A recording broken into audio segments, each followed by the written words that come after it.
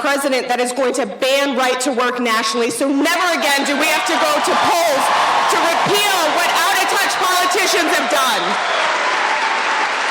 See, Bernie is fighting for Missouri, he's fighting for St. Louis, and he's fighting for my generation. He fights for all of us. And so I have to ask you, are you ready to come out and help fight for Bernie on March 10th?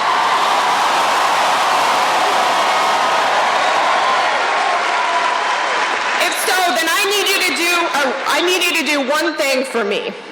So I need you to open up your phones. So everyone who checked in today is going to have an email. And that email is asking you to sign up to knock doors between now and when the polls close tomorrow. We have 6 canvas chefs that are left between now and tomorrow. And one of them will start right after the end of this rally at our office that is just 6 blocks away from here. So we need you to sign up, because that person-to-person contact, each of us sharing our Bernie stories at the door, is what is going to make the difference tomorrow. So if you can donate just a few hours of your time, I am confident that we can make history tomorrow. Thank you so much.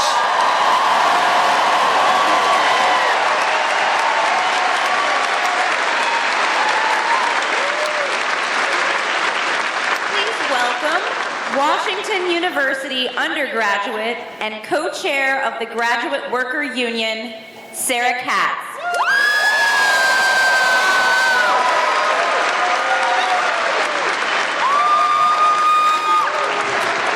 Good morning.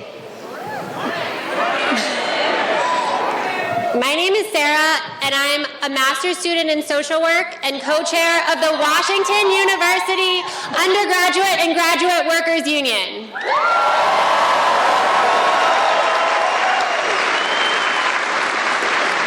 Our members include students who work as emergency first responders, tech support staff, teaching, and research assistants. And I stand here today incredibly honored to be part of a union that voted overwhelmingly to endorse Senator Bernie Sanders to be our next president.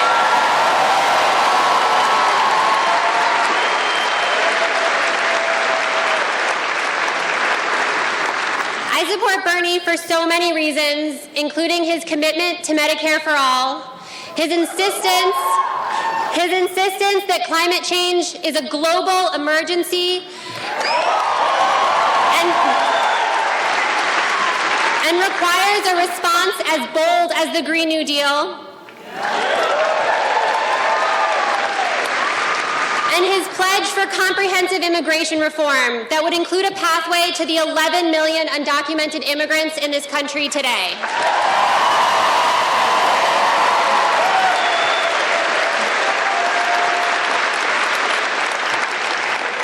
But what really sets Bernie apart from other candidates, and why I have been volunteering for his campaign, is his understanding of power.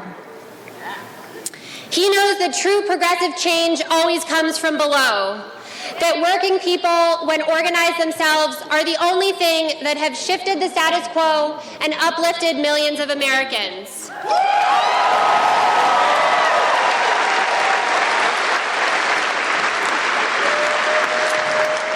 That is why Bernie is the labor candidate. Over the past few years, as we've seen workers across the country organize and fight for a $15 minimum wage, Bernie has stood with us time and time again.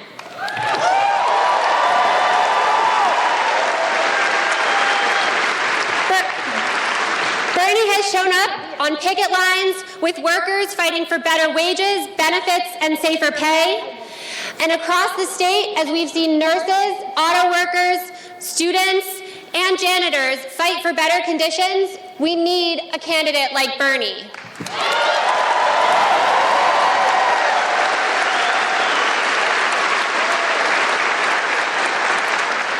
Even as we're incredibly proud to see union density rise in Missouri, more than any other state, we need a candidate like Bernie.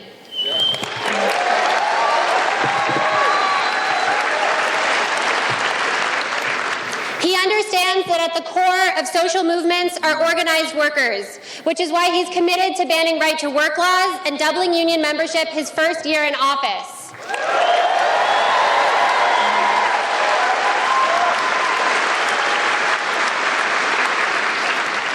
His actions have earned our trust, his policies have earned our respect, and he has earned our support in the fight for presidency.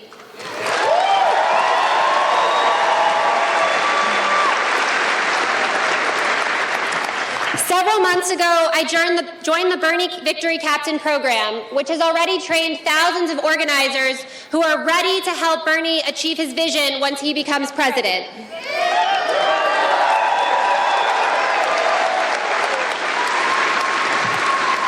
My highlight of the program was the first time I hosted a canvas.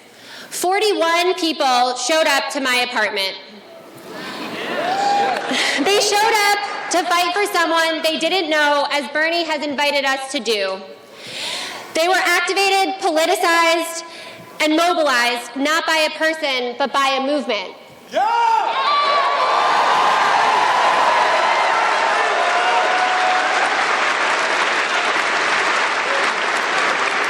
The best part is that I know that I'm not special. I know that there are thousands more people like me who are opening their homes to 41 other humans to help us in this movement.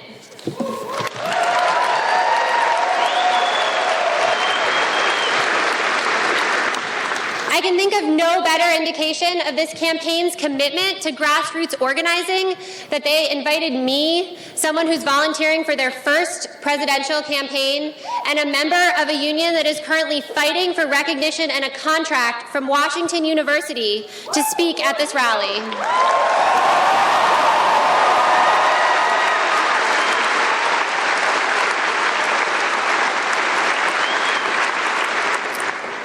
Every one of us has the power to share our Bernie story with a voter. There are less than 24 hours before the polls open tomorrow morning. Let's win Missouri, not just for all of us across St. Louis, but those of us across the nation and the world. Thank you.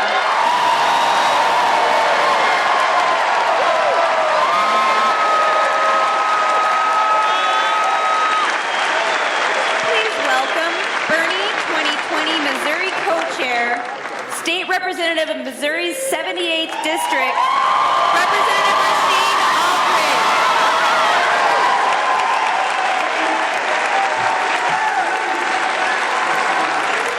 When I say feel, you say burn. Feel. Feel. Feel. Feel. All right. How everybody doing today? For those who don't know me, my name is Rasheen Aldridge. I am the state rep of the 78th District.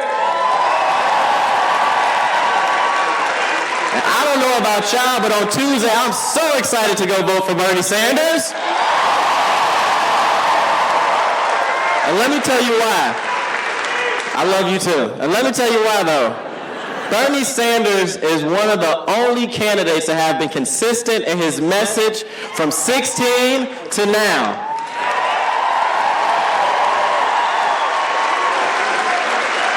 Bernie Sanders has been the only candidate that has constantly said, we need to make sure no matter where you work, you deserve a livable wage. As one of the Fight for 15 workers back in 2016, when we protested debate, he was the only candidate out of the two that said, we wanted 15. He said, I will make sure you guys get it because you deserve it. Bernie Sanders has also been the only consistent candidate that has says we need to make sure that everybody has health care. We need to make sure Medicaid is expanded for everybody, no matter your income, your race, your gender, your pronoun. You deserve it.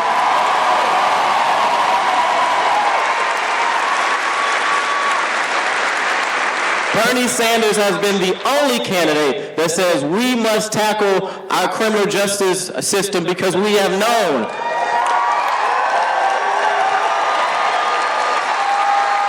that no matter your zip code, no matter your race, you shouldn't be locked up 10 times more than somebody who does not look like you.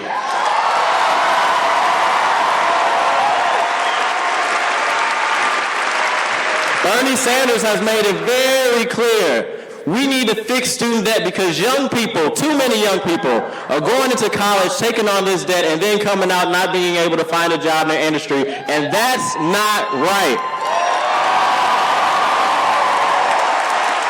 You know, I could be up here all day and talk about how consistent Bernie Sanders has been, but we all know he has been, right?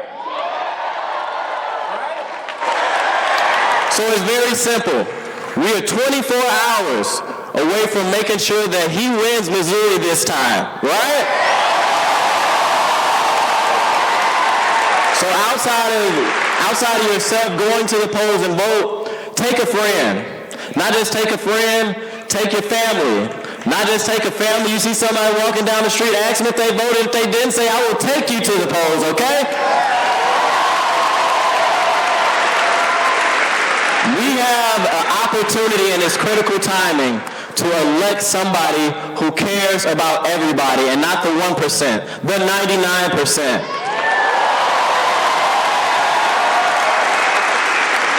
So we know what we got to do.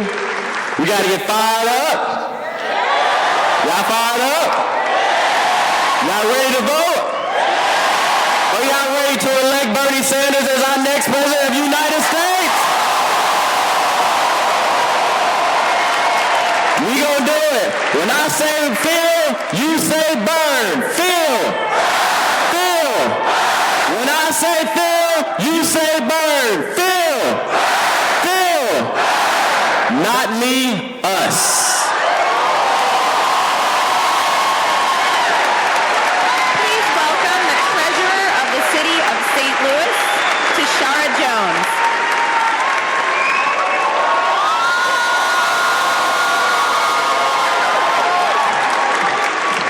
Good morning, St. Louis. My name is Tashara Jones. I'm the treasurer of the city of St. Louis, but to my friends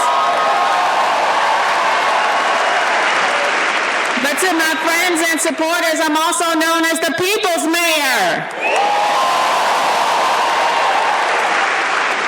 As treasurer, a few of the things that I am laser focused on are poverty, income inequality, and closing the racial wealth gap. You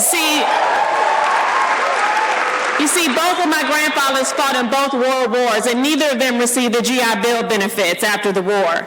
And even when they could afford to buy a home, racist deed restrictions and redlining kept them from building generational wealth to pass down to their children and their grandchildren. Over 50 years later, even though they own homes for more than 2 generations, both of these homes did nothing but lose value, and my cousins and I are left with nothing because banking policies determined that my community wasn't worth investing in. Because of this and more, the median wealth of white families in America is 10 times that of black families. Let me repeat that. The median wealth of white families in America is 10 times that of black families, and it's not getting better. And 1 in 5 black families has zero wealth or negative wealth. So what do? It's simple. We should root out racism, rebuild black neighborhoods, revolutionize the higher education system,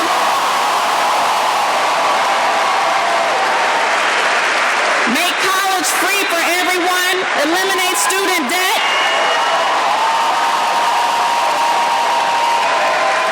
expand Medicare for all, and pay everyone a living wage.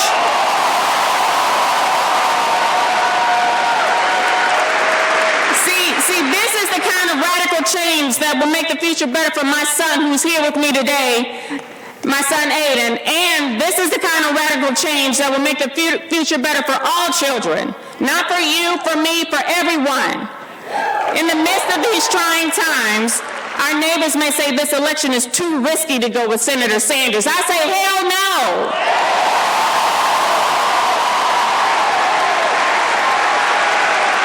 Right now is not the time for incrementalism. And speaking of big ideas, did you see the stock market today? So you know what's going to happen, right? We're going to see some big banks lining up for socialism like they did in 2008.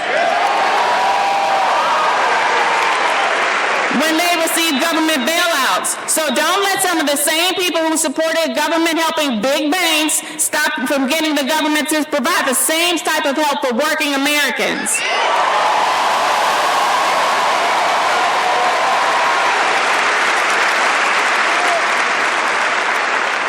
When I ran for mayor of this great city in 2017, I said I was running to change this city. Not polite incremental change, I mean real change. And that's why Bernie Sanders is running for president. He knows that incremental change only changes the lives for a few.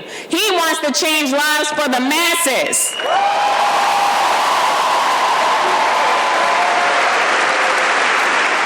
So I need all of you to do me a favor. Tomorrow's my birthday. It's my 48th birthday.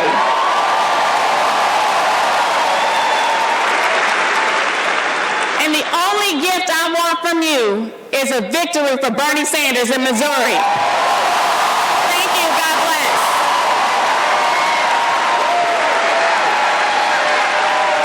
Please welcome Missouri co-chair Cori Bush.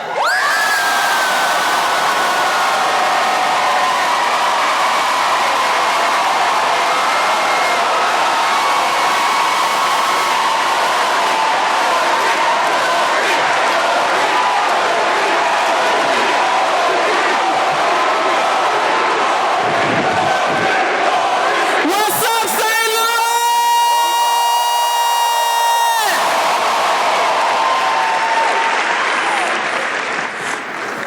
Y'all, this is amazing. Let me say this. This has been 4 years in the making for some of us. We've been doing this work for 4 years, and now we are here. I can't do this. So for those that don't know, my name is Cori Bush. I'm a single parent. I'm a registered nurse. I'm a community activist. And I'm also your candidate for U.S. Congress for this Missouri's 1st District.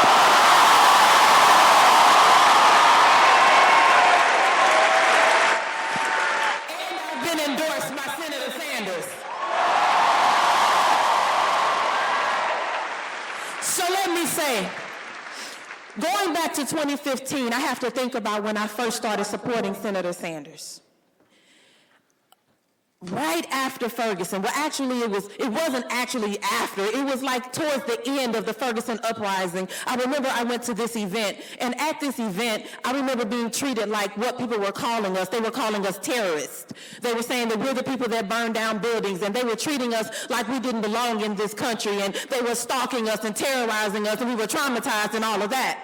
And so I was sitting in this event, and this man got up and he started to speak. He was announced as someone who was running for president, and I just remember this man got up, and one thing that he said that struck me, I didn't even pay him any attention until I heard him say one thing. Black Lives Matter.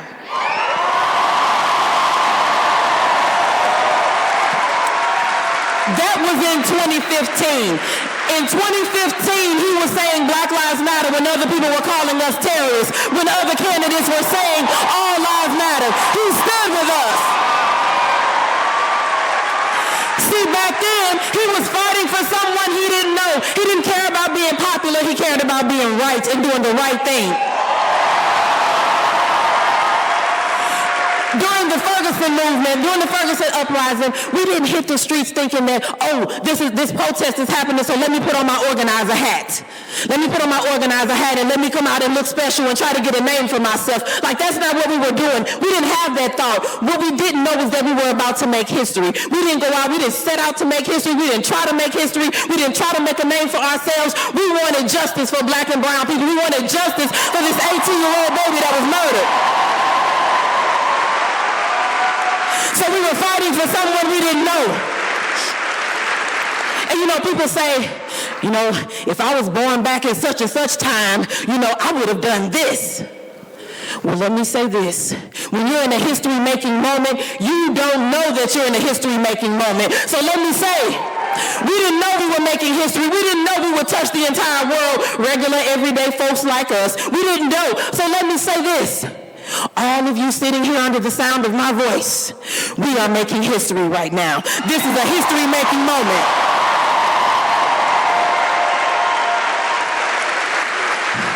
So yeah, I know you tied your shoes the same way. I know you put your makeup on the same way and you fed the dog. I hope you fed the dog. You did all of that. I understand.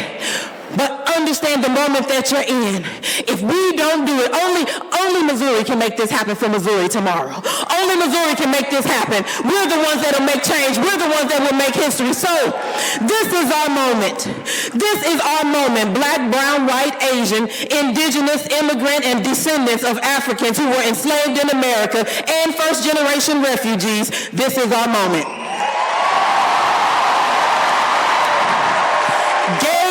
Gay, straight, lesbian, bisexual, pansexual, asexual, trans, and queer. This is our moment.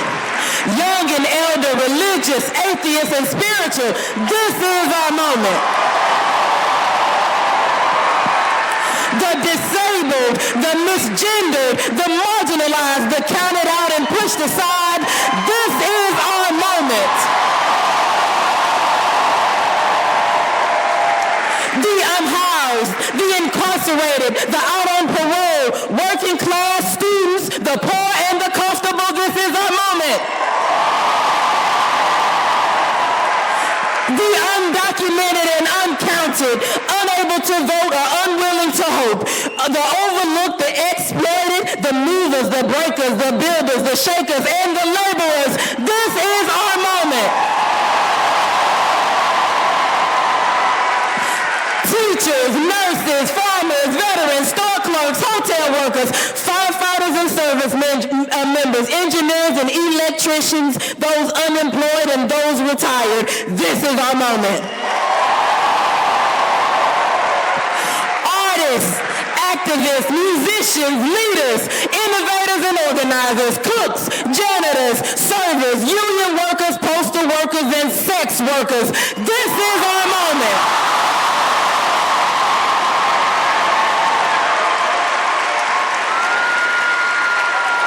Single person right now who is grieving because they've lost a loved one by guns, or they've lost a loved one to war, or to drug overdose, or to suicide. This is our moment. To foster children and children in cages, the single mother and single father fighting tooth and nail to reunite with their babies, those living with mental illness and those burdened with debt. This is our moment. To the black women making 61 cents on the dollar, the black families who have had to just make it home safely, baby talk. This is our moment. This is our moment to the immigrant families living in fear of deportation, the trans person who avoids medical care for fear of discrimination or worse, assault. This is our moment.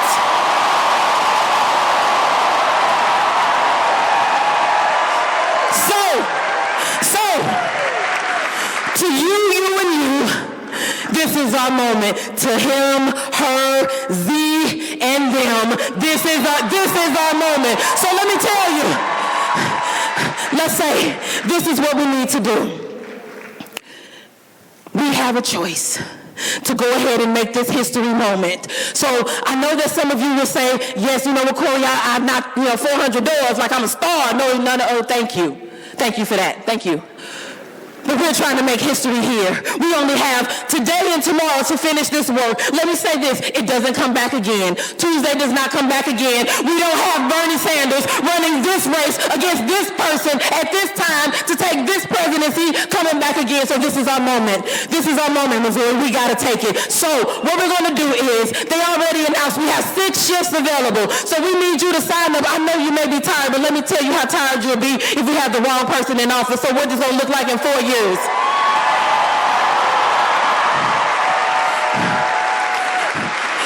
we need you to kick in exponentially. I know you've done great work. We know you've done it, and we thank you for it. But let's say this. We do not want to wake up on Wednesday morning or go to sleep on Tuesday night knowing we missed it by 1,000 votes. And this was the thing. Well, I got to go home because my kids, and I got to make it to the meeting, and I got to do. No, what you got to do, what we got to do is make this happen. So we're calling on you. Every single one of you are important. Every single one of you have what it takes to help us meet this need. Even if you say, well, I don't phone bank, I don't canvas, you have something we can do. Pull on some folks and let's make sure people show up, and let's take this for Bernie!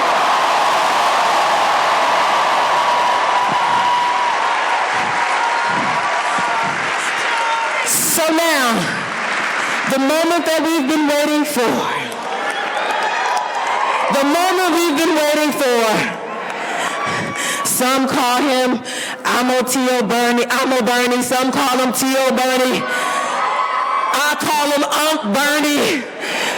Our next president of these here United States, Senator Bernie Sanders!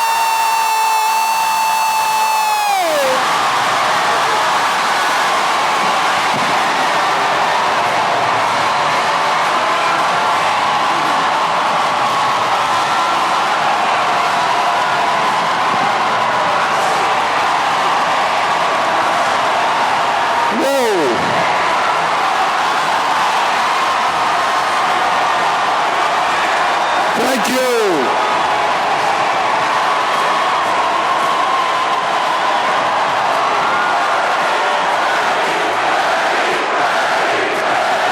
Thank you. Whoa. Thank you so much.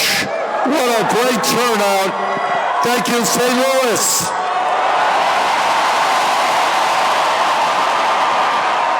Let me thank those who have gone before, Tonina and the band,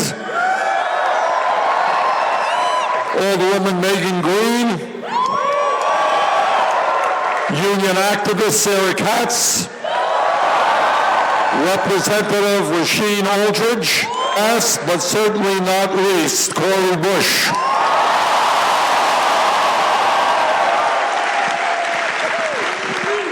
Let me kind of pick up where Cori left off. And that is to say, all of you remember Nelson Mandela. And Nelson, he spent a lot of his life in hard labor in South Africa fighting apartheid. And what he said, profound and relevant to this moment, he said, everything seems impossible until it is done. Do you understand what I mean? Everything seems impossible until it is done. And what happens for a variety of reasons, and I don't know them all, but what happens is human beings end up accepting the status quo unnecessarily. We are told by Congress what our options are. We're told by the media what our options are. And sometimes we forget to take a hard look at what goes on around us and where we want to go as a nation and as a people.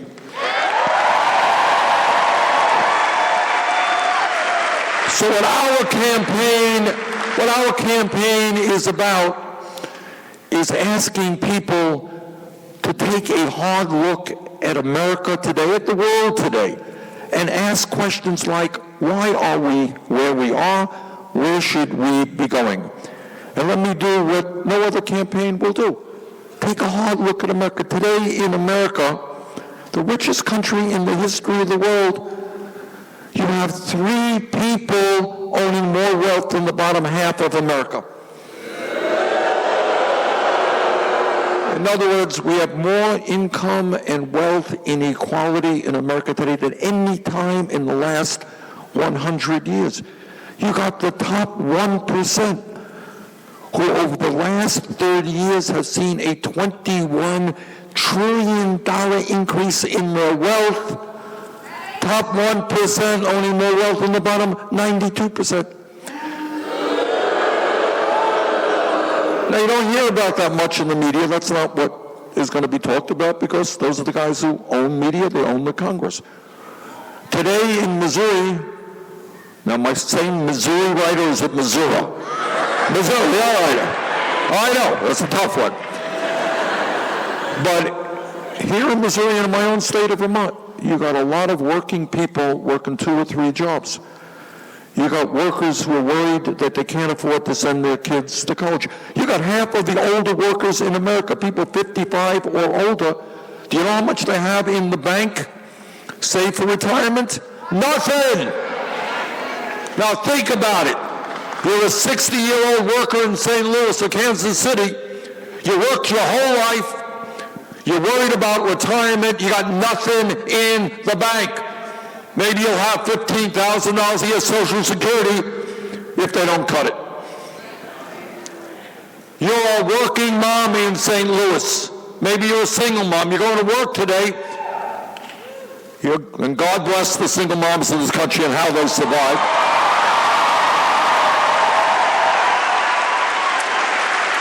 Don't know how they do it. But that mom, think of mom. You're making $15 an hour. Where are you going to find quality, affordable child care for your kid? Virtually impossible. You're a young person coming from a working class family. You want to go to college. You want to go to a trade school, but you can't afford it. Your dreams being destroyed. And maybe you made it through college and you leave school $80,000 in debt. You went to graduate school, maybe you're a couple of $100,000 in debt. That is the reality. I grew up in a family, didn't have any money, lived paycheck to paycheck. I know a little bit about that. And half of the American people in this richest country in the history of the world, half of our people today are living paycheck to paycheck. And if you are African American or Latino, then you got a whole bunch of additional hurdles that you got to overcome.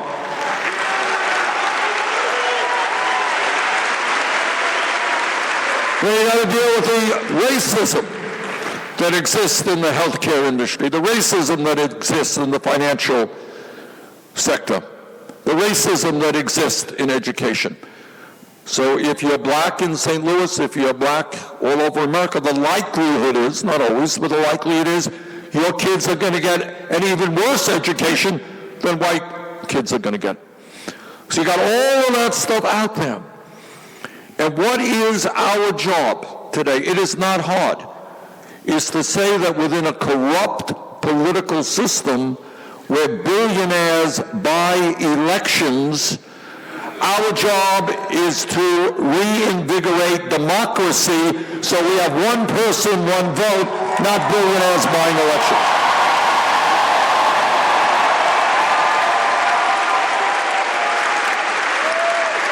And that means, as Corey was just saying, it means to reinvigorate democracy, we need to activate our people.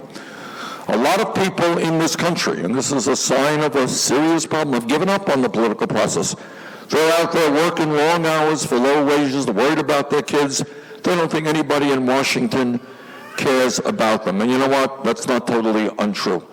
So what our job is to bring people into the political process so that we can create a government that works for working families, not just the 1%.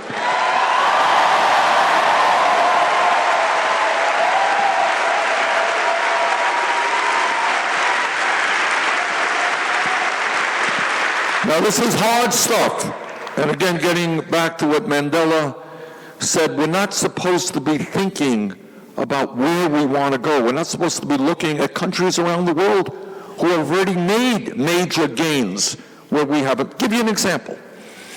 Question: how many major countries on earth do not guarantee health care to all people as a human right? Anyone know? All right, take a step back now. Okay. Now I'm going to end up off the stage here. How does it happen? I live 50 miles away from the Canadian border. In Canada for decades, every person, rich, poor, middle class, goes to any doctor they want, goes to any hospital they want. If you end up in the hospital in Canada for a month, you know what is your bill when you leave the hospital? Yeah. It is, and by the way, in Canada, they spend half as much per capita on healthcare as we spend. You got it?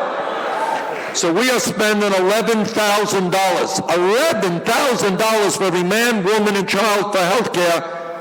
And yet at the end of the day, we got 87 million people uninsured or underinsured. We have conservatively 30, and this is very conservative, at least 30,000 people dying every year because they don't get to a doctor when they should. We got 500,000 people going bankrupt because of medically related debt. You know what that means? Think about it. Think about a system which says, you go to the doctor, you're sick, you're diagnosed with cancer. You got enough to worry about. You're fighting for your life. And yet now you're going to have to fight to prevent financial ruin, and many people do not. To go bankrupt because you are dealing with cancer or heart disease should not be happening in America.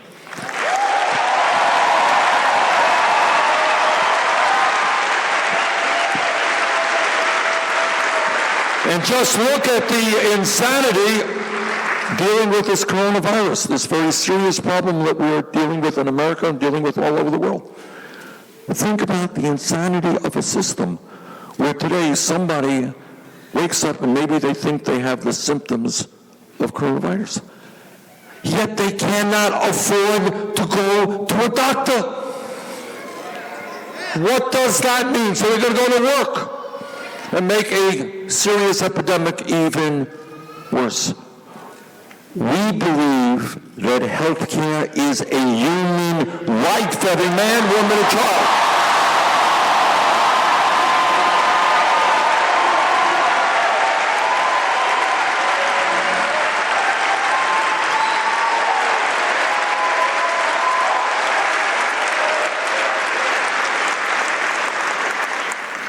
And we are prepared uniquely in this campaign to take on a healthcare industry that last year made $100 billion in profit. We are uniquely prepared to take on a pharmaceutical industry which in some cases charges us 10 times more for the same exact drug that's sold abroad. Give you an example of the irrational. I want to get back to this coronavirus, which is on many people's minds.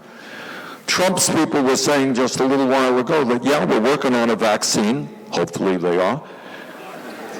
But, this is how crazy it is. We couldn't guarantee that when that vaccine is developed, they couldn't guarantee that people would be able to afford it. I mean, this is how sick the system is. So let me tell you, if elected president, everybody in this country will get that vaccine absolutely free.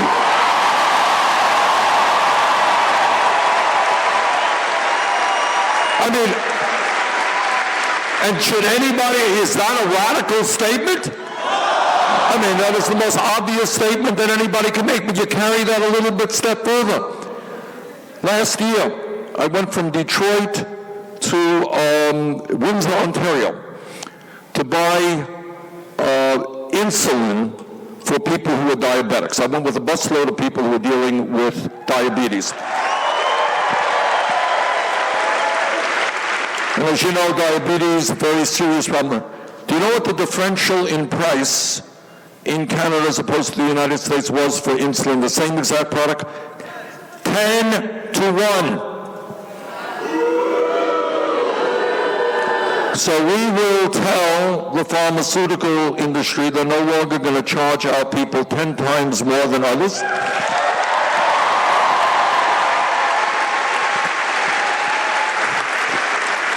And we are prepared to manufacture that damn product to sell it to everybody at a price that is competitive.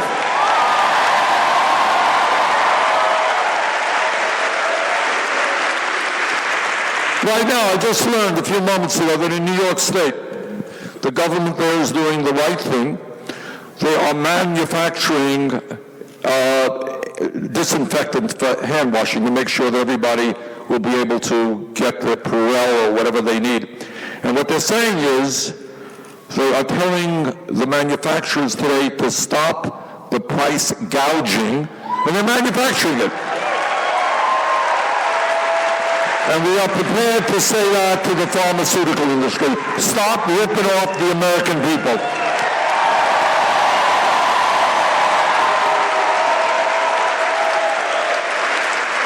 I mean, we finally need a government that represents working people and the middle class, not just large multinational corporations. That's what this campaign is about.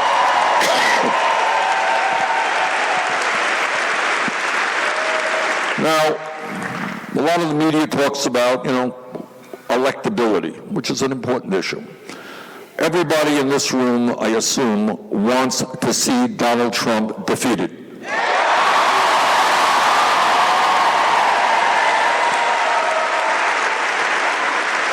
And the truth is that every American should want to see Donald Trump defeated because he is the most dangerous president in the modern history of this country.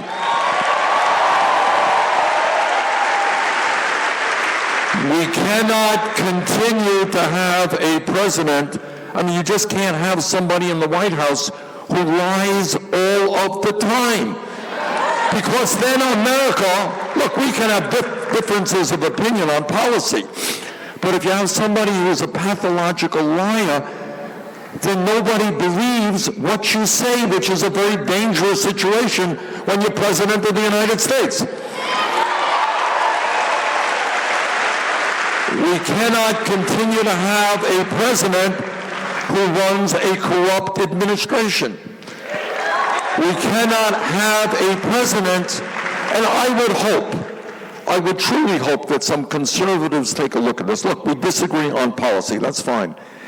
But you can't have a president who has apparently never read the Constitution of the United States of America.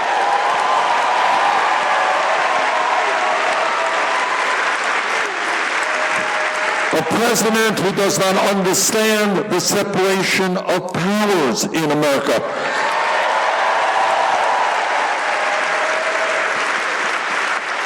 We are not an autocratic society. We're a democratic society. The founders of the Constitution divided up power, which was the right thing to do. You can't have a president who calls the media enemy of the people. You can't have a president who attacks the judiciary, who attacks the Congress. Now, Donald Trump may not understand democracy, but he's going to learn about what democracy is about in November when we defeat him.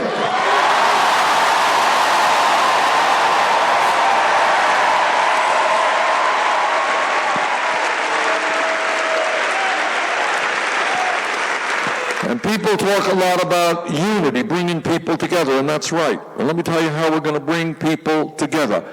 We're going to bring people together around an agenda that works for all of us, not just wealthy campaign contributors.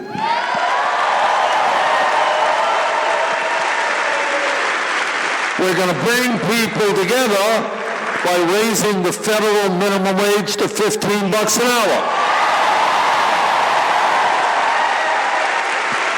We're going to bring people together by fighting for equal pay for equal work. We're going to bring people together by making it easier for workers to join unions, not harder. We're going to bring people together by rebuilding our crumbling infrastructure, creating millions of good-paying jobs.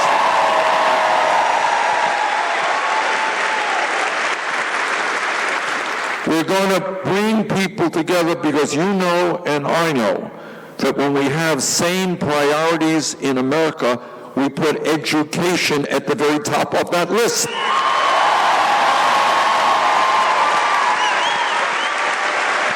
And that means that all of our children, black and white and Latino, Native American, Asian American, are entitled to a high-quality education.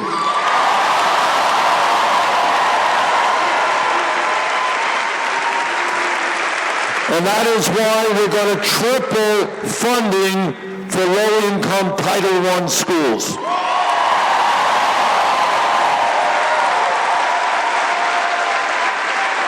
And again, I want you to think outside of the box. Ask yourself a question.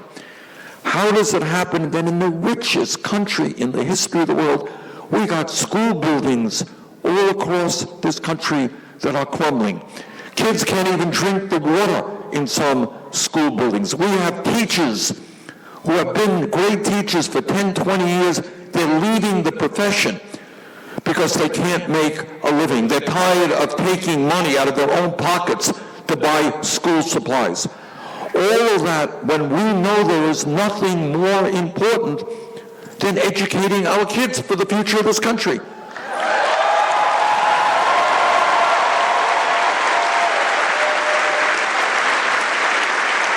What's important is not giving tax breaks to billionaires, it's to making sure that teachers receive adequate compensation.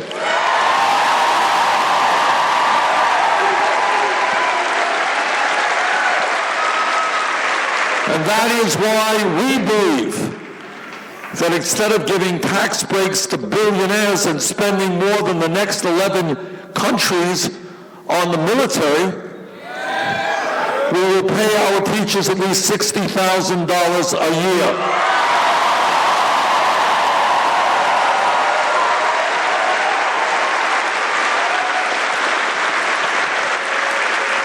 And I'll tell you what else, when you talk about education, we have got to start with the premise that all of our people, not just young people, but all of our people, regardless of their income, are entitled as human beings in this country to get all of the education they need and that they want.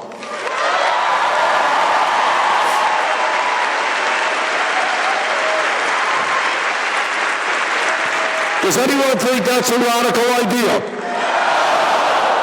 You know, 100, 150 years ago, brave people said that they wanted a system in which all kids could get at least an elementary school education, a high school education free of charge. That was a major step forward 100 years ago.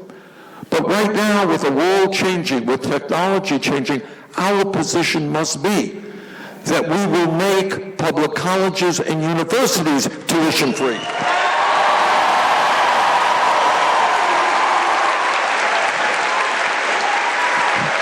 And if there are young people who are good with their hands, don't want to go to college, we'll make trade schools tuition free.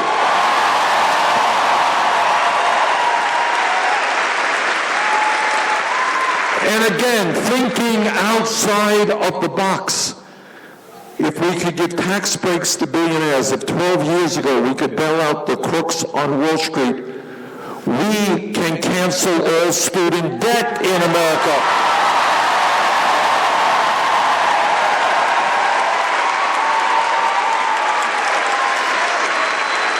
Through a modest tax on Wall Street speculation.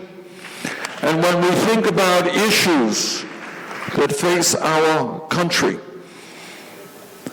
unlike Donald Trump, we understand that climate change is not a hoax, but an existential threat to this country and to the world.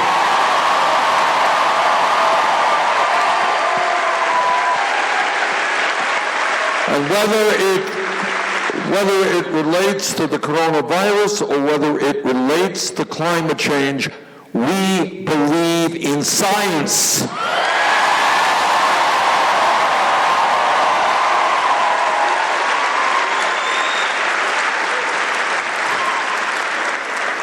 And we believe that the time is now to tell the fossil fuel industry that they cannot continue to destroy this planet.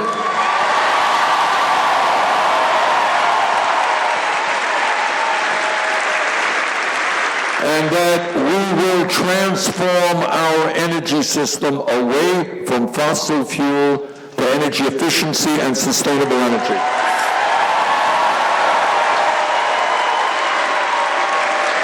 And we will do that under the principles of a Green New Deal, which will create up to 20 million good-paying jobs.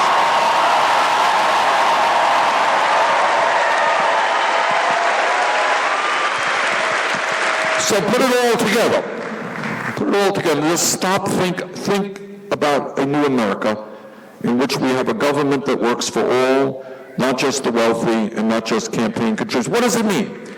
It means that in the wealthiest country in the history world where there's so much work to be done, we need child care workers, we need teachers, we need more health care providers, we need to rebuild our crumbling infrastructure, we need to transform our energy system.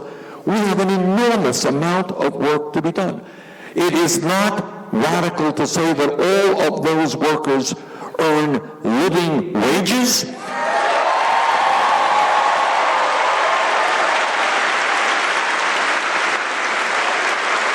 That all of our people get the education they need regardless of their income, not radical. That the United States do what every major country on earth is doing, guarantee health care to all as a right.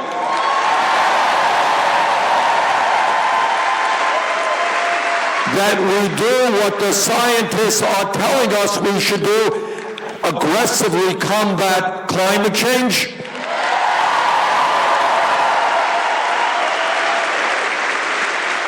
What is so radical and extreme about those ideas? Not only are they not radical and extreme, they're exactly what the American people want.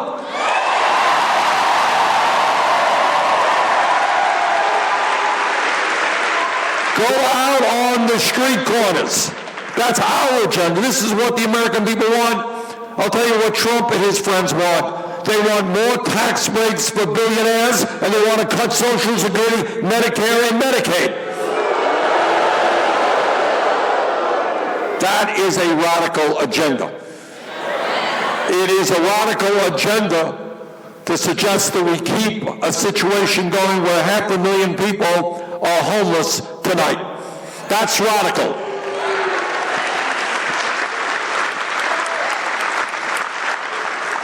And our job is to think outside of the box. Our job is also to understand, and I know in Missouri you have dealt with this issue, that we need fundamental reforms to a broken and racist criminal justice system.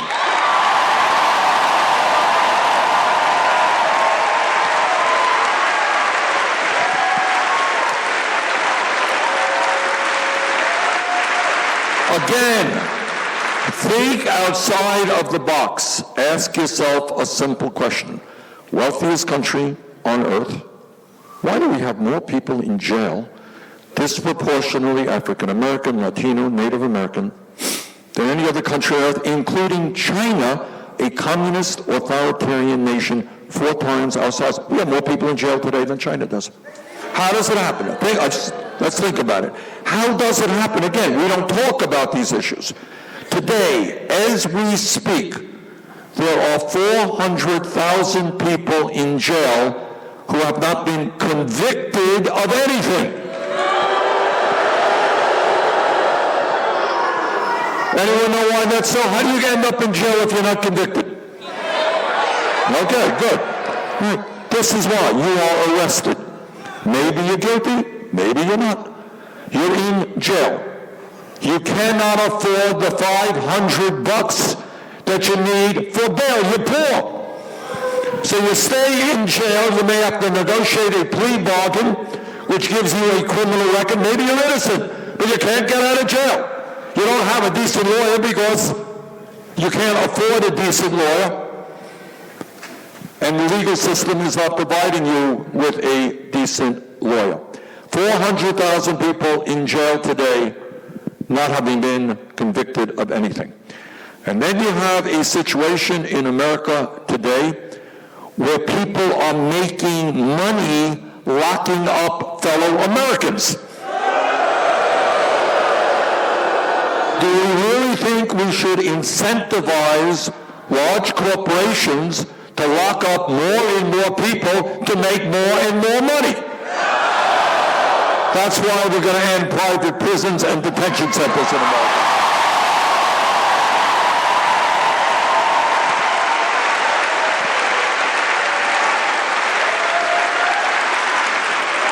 And we understand that if kids fall through the cracks, if there's a kid in St. Louis or Burlington, Vermont today who's dropping out of high school as a sophomore or junior in high school, kid has no education, kid has no job training, there is a strong likelihood that that kid is going to get into trouble or do self-destructive things. What we believe in is investing in our young people, making sure they don't fall through the cracks. Not that hard to do.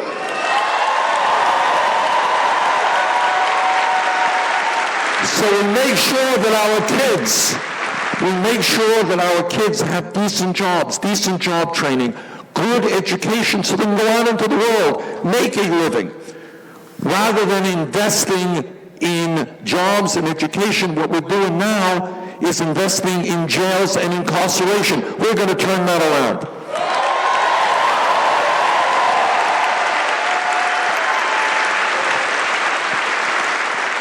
And I'll tell you what else we're going to do.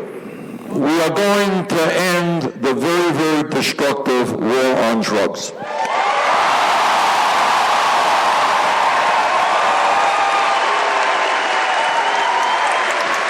Now, it turns out that through executive order, President of the United States can legalize marijuana in every state in this country. And that's what I will do. It also means that we've got to work aggressively to expunge the records of those arrested.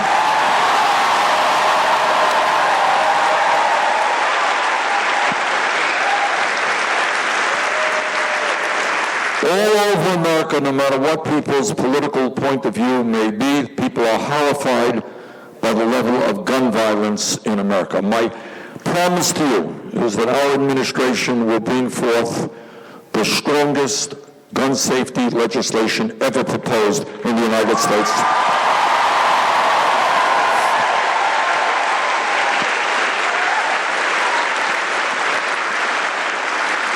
We will fight for universal background checks. People who have violent histories should not own guns, including domestic violence.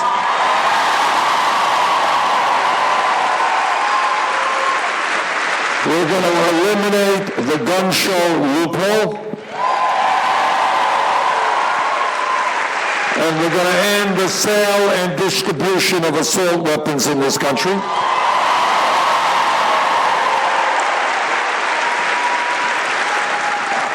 As a U.S. Senator, I hear a lot of speeches on the floor of the Senate from conservative Republicans who tell us they believe in small government and getting the government off the backs of the American people. And I say to those hypocrites, if you believe in getting the government off the backs of the American people, please understand that it is women who have a right to control their own bodies, not the government.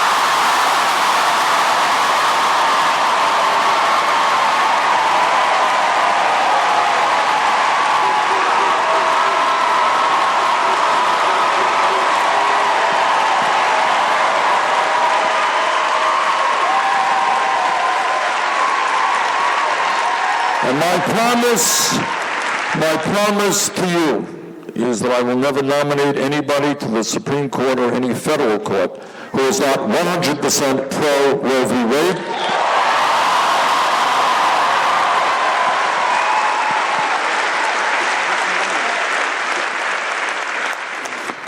Trump and his friends want to cut funding for Planned Parenthood. Well, we've got some bad news for them, because we're going to substantially increase funding for Planned Parenthood.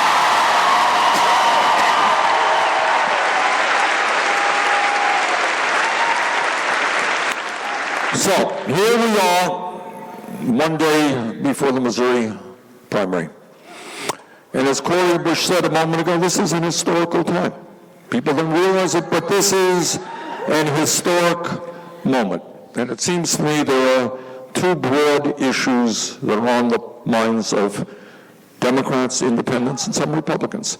Number one, which campaign is best able to defeat Donald Trump? And let me say without any hesitancy, our campaign together is the campaign.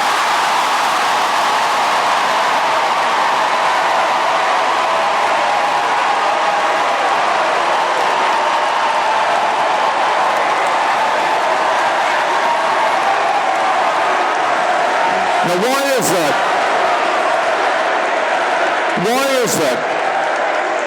that? And I see, I'm not trying to be self-serving here. I'm trying to be thinking objectively, all right? In order to defeat Trump, who will be a very formidable opponent, in order to defeat Trump, we need the largest voter turnout in history. That is just a fact. And here is another fact. The other fact is that our campaign is the campaign of energy and excitement. To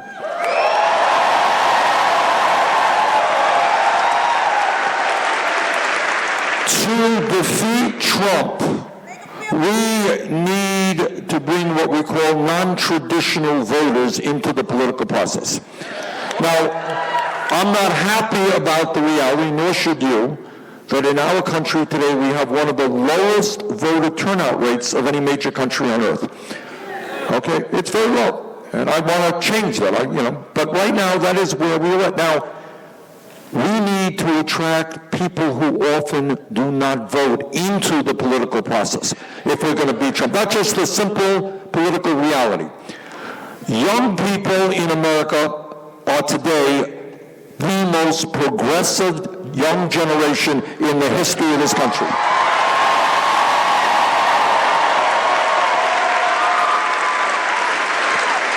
Now that is the good news. That is the great news, and we should all be proud of it. Let me tell you the bad news, to be honest with you. Young people vote in much lower rates than older people. All right, that is the fact. So I hope all of the old people vote. That's great. But I want young people to be voting at the same rate.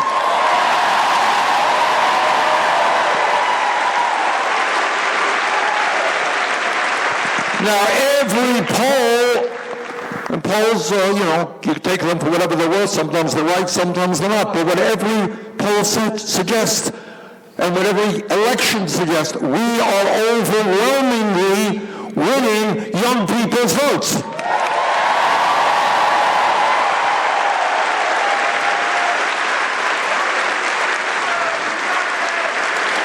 Our campaign is the campaign that in the general election can bring millions of young people to the polls.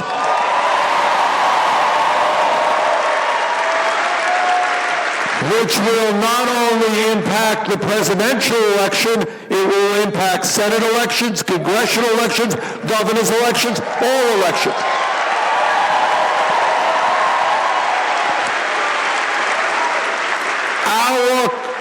And on this issue, Joe Biden is a friend of mine. Joe and I have known each other for many years. What Joe has said, he will support me if I win the nomination. I have said I will support him. Because we want to beat Trump. That goes without saying. But here's my point. If you are talking to working class people all over this country, who is better able to win their support? Joe Biden voted for the war in Iraq. I voted against the war in Iraq.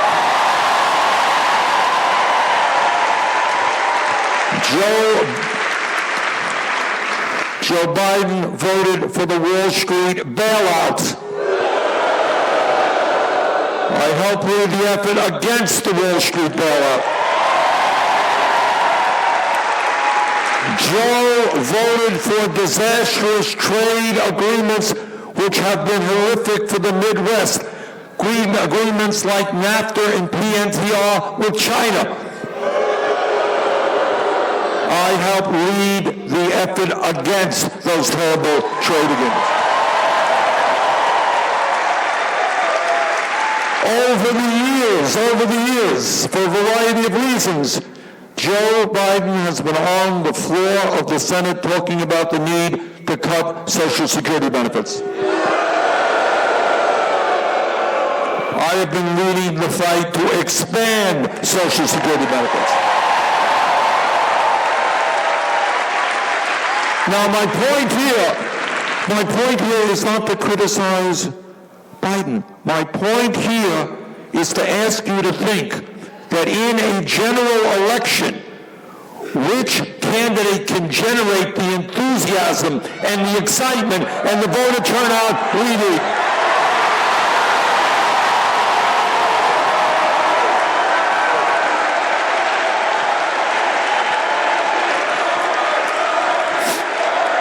So if you want to defeat Trump, which all Democrats do, a majority of independents and some Republicans do, we are that campaign. But second of all, what we also understand is that while it is absolutely imperative that we beat Trump, we've got to do more than that.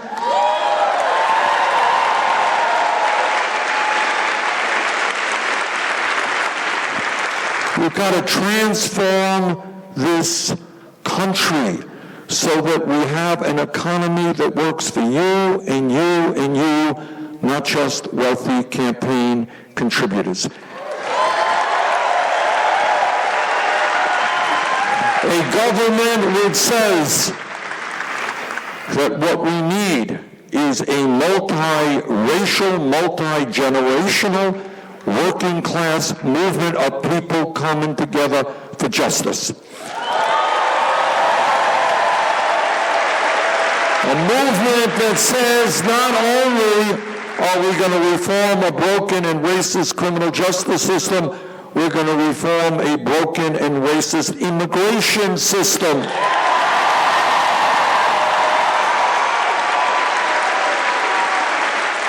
We do not believe in the demonization of immigrants. We believe in comprehensive immigration reform and a path towards citizenship.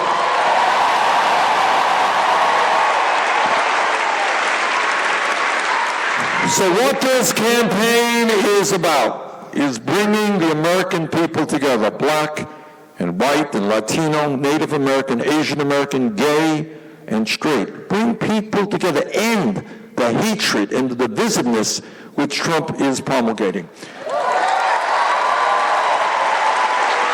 And it is about a campaign which not only defeats Trump, but tells Wall Street and the insurance industry and the drug companies and the fossil fuel industry and the prison industrial complex and the military industrial complex and the entire 1% that we will have a nation that works for all of us. We're not going to leave tens and tens of millions of people behind. We're not going to have veterans sleeping out on the street. We're not going to have kids with inadequate education.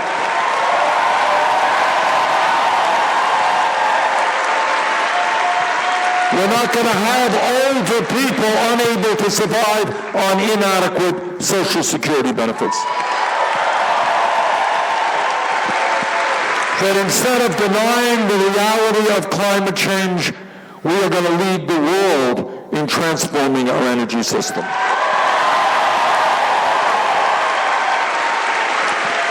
So tomorrow there is a very important primary here in Missouri. I hope all of you will come out. I'm here today to respectfully ask for your support.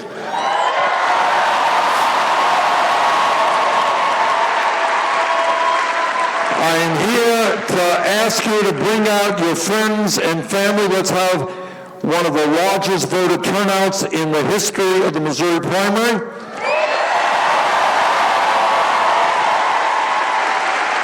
Let's go forward tomorrow. Let's win the primary.